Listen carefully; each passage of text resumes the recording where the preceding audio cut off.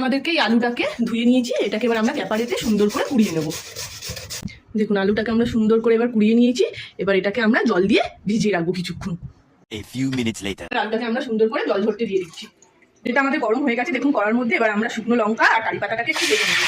এবার শুকনো লঙ্কা আর কারি পাতাটা আমাদের তুলে নিচ্ছি, নিয়ে এবার আমরা এর মধ্যে একটু বাদাম ভেজে নেব। বাদামটা আমরা একটুখানি লাল লাল করে একটু ভেজে নিই। তেলের মধ্যে আমরা কটা পাঁপড়ও ভেজে নিলাম। এবার তেলটা খুব ভালো গরম হয়ে গেছে। এবার ফুল ফ্লেমে থাকবে, তখনই আমরা এক মুঠো আলু এর মধ্যে দিয়ে দেবো। সেই ফ্লেমটা মিডিয়াম করে দেবো, মিডিয়াম করে ভাজবো।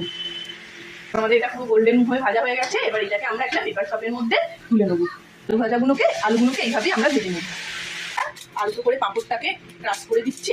যে বাদামটা কারি পাতাটাকে রেখেছিলাম সেটাকে আমরা এর মধ্যে দিয়ে সুন্দর করে মিশিয়ে নিতে হবে। আমরা বিট নুন গুঁড়ো দিয়ে দিলাম। আমাদের সুন্দর আলু ভাজা, ঝিরঝিরে আলু ভাজা তৈরি।